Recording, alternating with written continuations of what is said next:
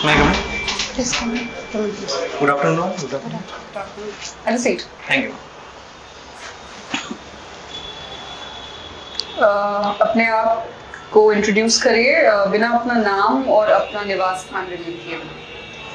मैंने अपना क्लास 12 का एजुकेशन बोकारो स्टील सिटी से कंप्लीट की। उसके बाद फिर मैंने ग्रेजुएशन PIT मिश्रा रांची से 2021 में मैकेनिकल इंजीनियरिंग से कंप्लीट किया। उसके बाद मैंने लगभग 14 मंथ्स डॉक्टर रेड्डीज लैब में एज अ यूटिलिटी एक्सपर्ट और इंजीनियर ट्रेनी के साथ काम किया मैं। यूटिलिटी एक्सपर्ट क्या हुआ एग्जैक्टली? क्या काम था आपका? What was your JD? Utility में मैम जैसे फार्मास्यूटिकल इंडस्ट्री था, तो फार्मास्यूटिकल्स में मैम जितने भी काम होते हैं, कोल्ड टेम्परेचर प्रोवाइड करना या फिर एयर प्रोवाइड करना, वो सब, या फिर प्यूरिफाइड पोर्टेबल वाटर्स जो भी था वो सब मैम मेरे अंडर पूरा आता था। क्या एक्सपर्टीज है आपकी इस फील्ड में? ट्रेन किया है आपने? कैसे, how did you land here? Ma'am क्योंकि मेरे इंटर्नशिप के लिए आई थी कंपनी, तो 6 महीना मैंने इंटर्नशिप के साथ साथ वहाँ पे अच्छा परफॉर्म किया, तो उन्होंने मेरे को प्री प्लेसमेंट ऑफर भी दे दिया था मैम। अच्छा। तो वहाँ पे इंजीनियर्स की कमी होने की वजह से तो मैम मुझे वहाँ पे डायरेक्ट एज अ ट्रेनिंग मैं पोस्टेड था, लेकिन वहाँ पे मैं पूरा प्लांट देख रहा था मैम इस चीज के लिए। I see. How long did you work there? Nearly 14 months. 14 months. And then why did you quit that? Ma'am job के साथ साथ मैम आगे करियर एक्सप्लोर कर रहा था, तो मैंने दूसरे अपने सीनियर से बात किया क्या कैसे करना चाहिए, तो उन्होंने मुझे सिविल सर्विसेज के बारे में बताया और थोड़ा झुकाव भी था बचपन से। फिर मैंने पेरेंट्स से बात करके जब मैं फाइनेंशियल बैकग्राउंड स्टेबल हो गया तो मैंने क्विट कर दिया। I see. And since 2021 you're preparing for civil service. कब से prepare कर रहे हैं आप? 22 से। 22 से कर रहे हैं। अच्छा, ठीक है। That was after you quit. In the preparation phase, in the job phase only. Right. आपकी हॉबी आपने लिस्ट की हुई है जिम एक्टिविटीज। जी। जिम एक्टिविटीज क्या हुआ? Ma'am exercises in gym with the help of barbell dumbbell, ये सब वो सब। अच्छा, दैट इज जिम एक्टिविटीज। अच्छा, ओके। मुझे ये बताइए कि आपका जो कैडर सिलेक्शन है इसको लेके मुझे थोड़ा कंफ्यूजन है। ये ARCS क्या है?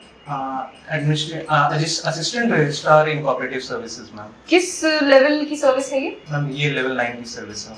लेवल 9 आप कंफर्म है? जी मैम। अच्छा। और क्यों आपका इसके प्रति झुकाव है?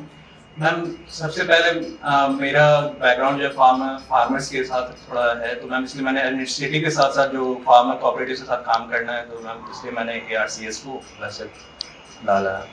फार्मर्स के प्रति अगर आपका झुकाव था तो फिर I think you could have worked closely in administrative service. Ma'am इसलिए मैंने BAS को सबसे टॉप प्रायोरिटी रखा है, फिर मैंने Bihar police service, then I have then you worked for ARCS।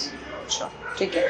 मुझे ये बताइए कि बिहार पुलिस सर्विस जो आपकी सेकंड प्रायोरिटी है, तो ये अगर आपको मिल जाती है तो ऐसी कोई एक खास चीज है जो आप बदलना चाहेंगे in your capacity as DYSP? Ma'am खामी जहाँ तक मुझे लगती है ma'am, as a people to police connect जो है वो बढ़ाना मुझे ज्यादा लगता है। कैसे एक स्टेप बताएं जो आप ले पाएंगे in personal capacity? Personal capacity, introduction of IC technologies ma'am. मतलब that computer has already been introduced, hasn't it? Yes ma'am introduce हो चुका है, लेकिन वो ग्राउंड लेवल पे उनको कैसे काम करना है, कैसे उनको अप्रोच करना है, वो चीज को सिखाना मैम। जो अवेयरनेस है, अवेयरनेस ड्राइव करना है पीपल्स के बीच में कि अगर आपको कहीं दिक्कत हो रही है, कुछ हो रहा हो, तो कैसे आप प्रोसीड करें, वो चीज को मैम कनेक्ट करना मैं ज्यादा जरूरी समझता हूँ। कि सरकार की कोई ऐसी ऑलरेडी एग्जिस्टिंग स्कीम या प्रोविजन है जो कि ऑनलाइन या IT के माध्यम से कंप्लेंट्स को रजिस्टर करना अलाउ करती है? Yes ma'am online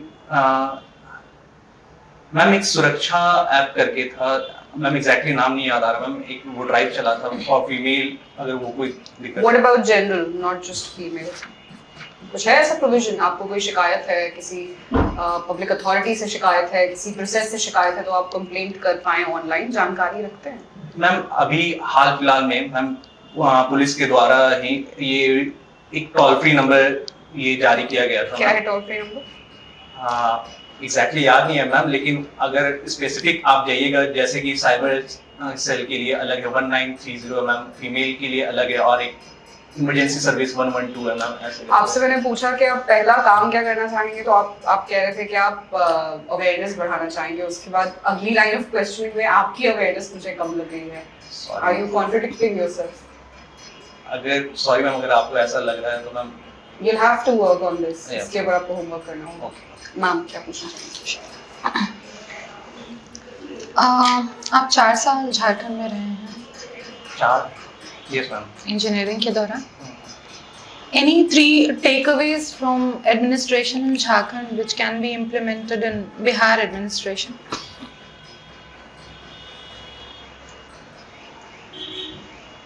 sorry ma'am, अभी वो कंपैरिजन मैंने नहीं प्रिपेयर किया मैम, लेकिन जहाँ तक मुझे है कि एवरी गवर्नमेंट वर्क कर अपनी कैपेसिटी की बेसिस पे ही, और जहाँ तक मुझे लग रहा है मैम वहाँ पे जो वो history backed as a mineral backed state है मैम, तो वहाँ पे मोस्टली काम जो होता है मैम मिनरल बेसिस पे ही होता है. वहाँ से वो चीज़ हम उठा सकते हैं मैम साउथ बिहार में, जहाँ पे हमारे थोड़े मिनरल्स पाए जाते हैं, तो वो मिनरल रिकॉग्निशन को वहाँ से ले सकते हैं मैम.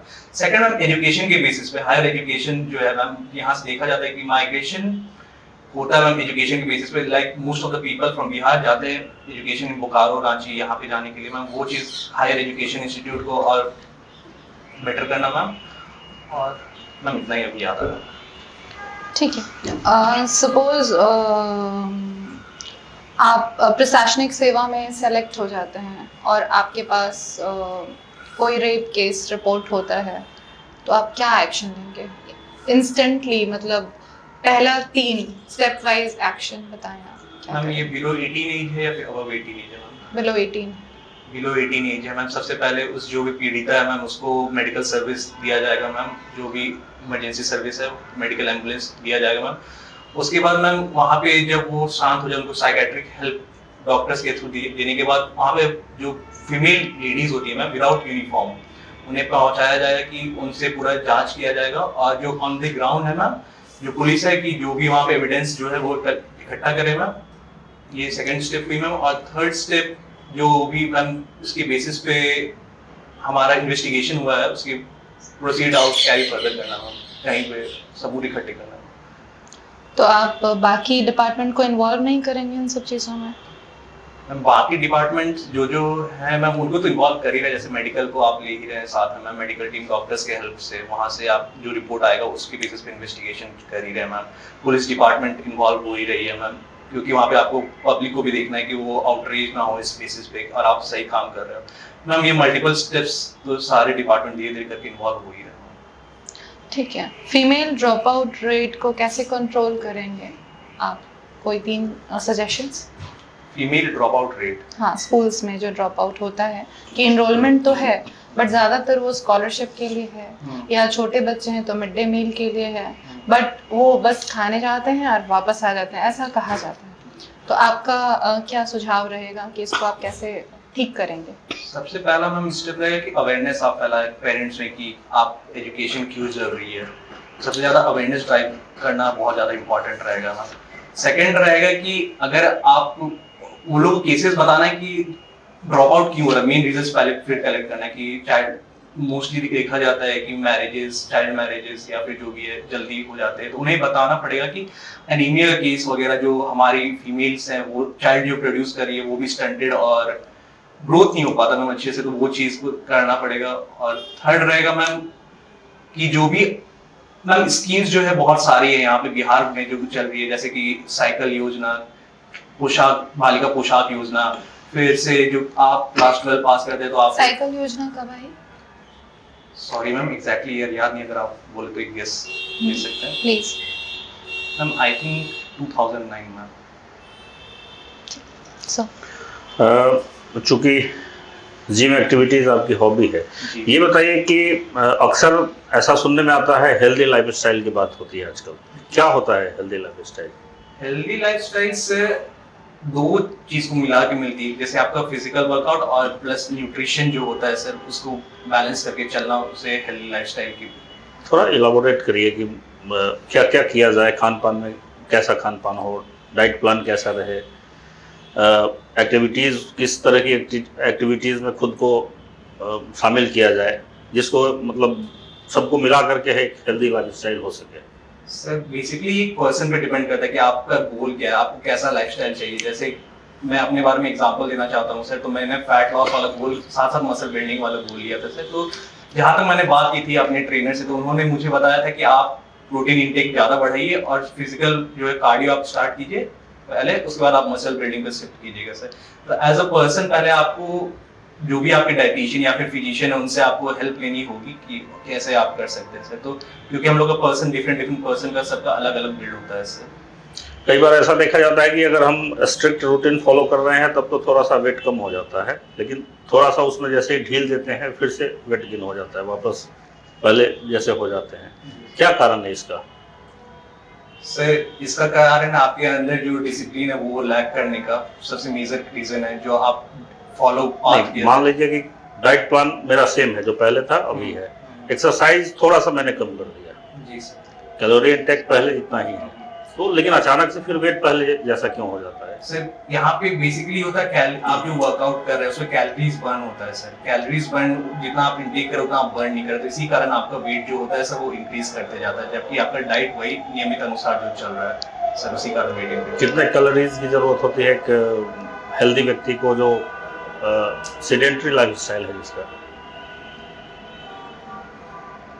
सर एग्जैक्ट नंबर नहीं पता सर, लेकिन एक गेस आप बोल सकते मोर देन 2500 कैलोरीज बोला जाता है सर, जहाँ तक मुझे ध्यान आ रहा है। और जो फिजिकल लेबर करता है सर, खेतों में काम कर रहा है या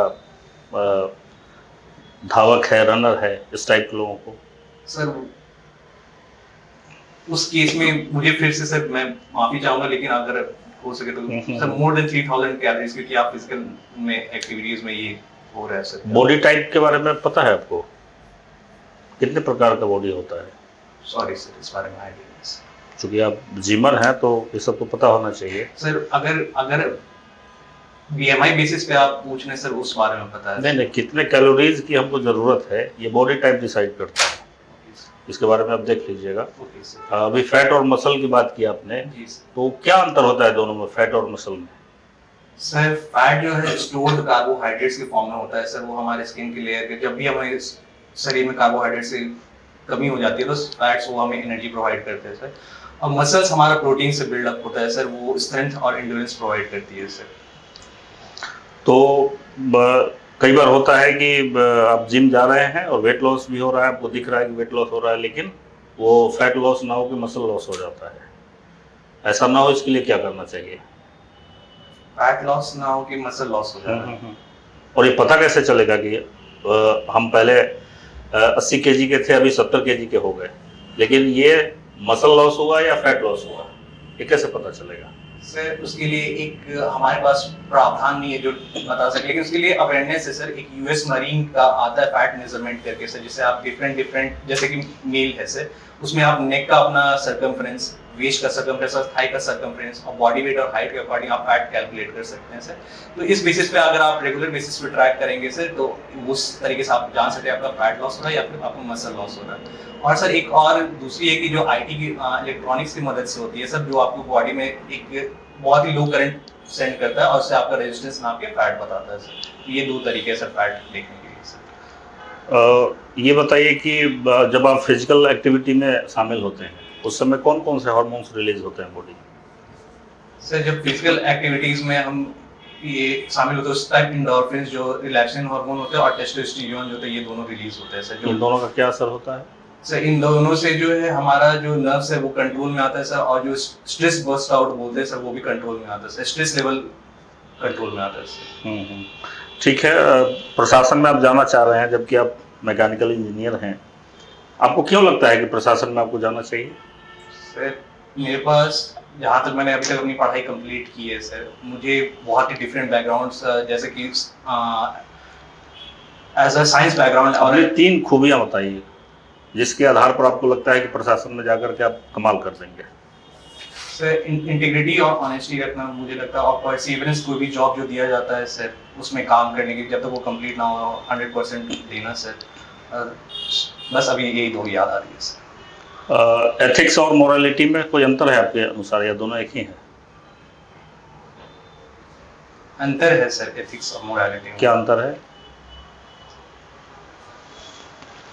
सर? सॉरी से एग्जैक्ट नहीं आ रहा, लेकिन मैंने जहाँ तक पढ़ा था एथिक्स आपको बताता है सर कि क्या करना चाहिए किस सिचुएशन में हो, क्या स्टेप्स लेने चाहिए। और मोरालिटी आपको सर आपके मोरल्स जो बेसिक ग्राउंड वैल्यूज है उससे आपको डेवलप करता है कि हाँ इस सिचुएशन में क्या स्टेप लेना सही होगा सर। क्या कभी ऐसी स्थिति हो सकती है कि दोनों में टकराव हो जाए, एथिक्स कुछ कह रहा है और मोरालिटी कुछ और? जी सर, उसमें आप होती है बहुत बार एडमिनिस्ट्रेटिव सर्विस में ऐसा होता कोई है। एक एग्जांपल दीजिए।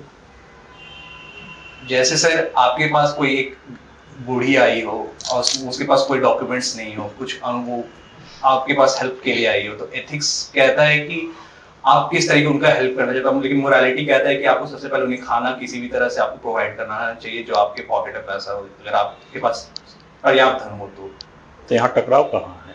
टकराव हो गया सर। पहले आप उनका आप एथिक्स में हो गया कि सर आप पहले आप अपने जो भी सबऑर्डिनेट ऑफिसर्स हो उनके नहीं, टकराव का मतलब एथिक्स के अकॉर्डिंग वो सही है और जब मोरालिटी के अकॉर्डिंग देखते हैं तो वो गलत हो जाता है।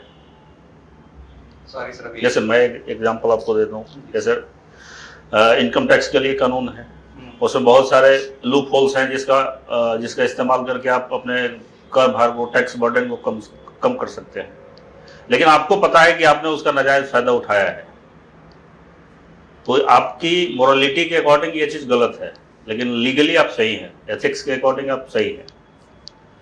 तो इस टाइप का हम चाह रहे थे कि अगर आप भी कोई उदाहरण दे पाएँ जहाँ दोनों में टकराव हो। कोई नहीं।